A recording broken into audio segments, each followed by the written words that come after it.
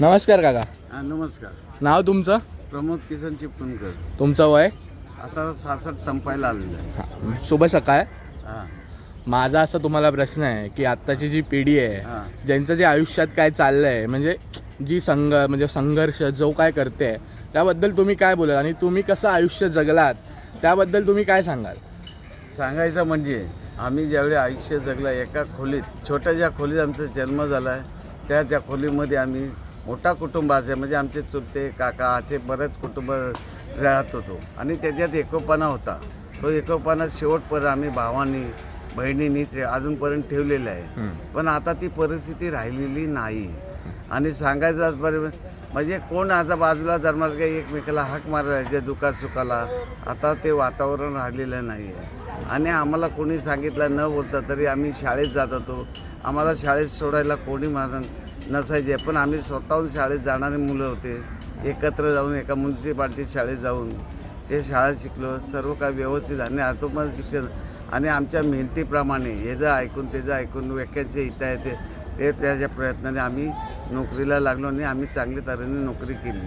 पण नोकरीमध्ये कुणाला दुखावलेला नाही, त्या नोकरीत सुख दिलं. किती गाड्याला कामगाराला आम्ही सुपरवायझर म्हणून होतो, पण आम्ही सर्वांना सांभाळून नोकरी केली.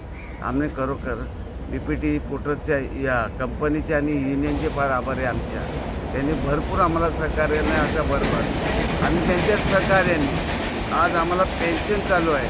त्या पेन्शनवर आम्ही जगतो आहे आणि राहतो आहे. आताच्या पिढीला पैशाची गरज आहे, पण त्या पैशासाठी वाईट मार्ग घेऊन काय करतात, कुठं जातात आणि काय करतात मुलं त्यांना. आणि आताच्या काळात सरकारने सर्वप्रथम सर्व बोमाबोमा नोकरी ही चीजच देत नाही. आता प्रायव्हेटला मुलं करणार, किती कुटुंब सांभाळणार, लग्न करणार का आईवडिलांना, त्याचं मोठा संकट आहे. मग स्वतःच्या परिस्थितीमुळे त्या आईवडिलांकडे लक्ष देता येत नाही. आणि आता हे सर्व हॉस्पिटल पहिले आजारपण आला तर BMC हॉस्पिटल हा आम्हाला ठरलेलं आणि त्यातला आमचा गुण येतो.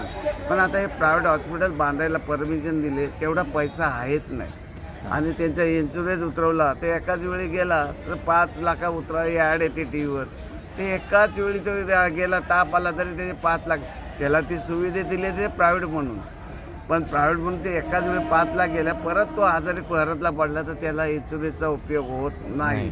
आणि आमच्या जीवनात आम्ही लहानपणापासून जे खेळ खेळले, आबाधोबी, विटी दांडू, क्रिकेट होता, पण आता सर्रास एकच राहिलं आताच्या पिढीला, क्रिकेटच आजीवन राहिला आहे. बाकीचे खेळ राहिलेत नाही, शिक्षणाकडे लक्ष नाही. तो लहान मुलगा क्रिकेट, आता पैसे एवढा त्या क्रिकेटला लागतो. तो क्रिकेट खेळायचे आई वडील त्याच्यासाठी एक माणूस लागतो सोबत निहान ग्राउंडला. फार परिस्थिती बेकार. आणि आम्ही पेन्शन आहे म्हणून आतापर्यंत जीवन जगलेलं आहे. पुढे मुलांना पेन्शन आहे, ते कसे जगतील ते परमेश्वराला माहीत. आणि आता जे निवडून येतात त्यांचाच सर्व भला होतं, बाकीचा आमचा कुणाचाच नाही. जनता आपली मेहनत करते त्या पद्धतीने जगतायत.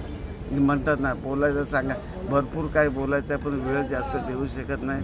गेले ते दिवस, राहिल्या त्या आठवणी. आणि ह्याच्या पुढं मुलांनी हे करायला लक्ष, आता पुढं खरोखर जगणं फार कठीण.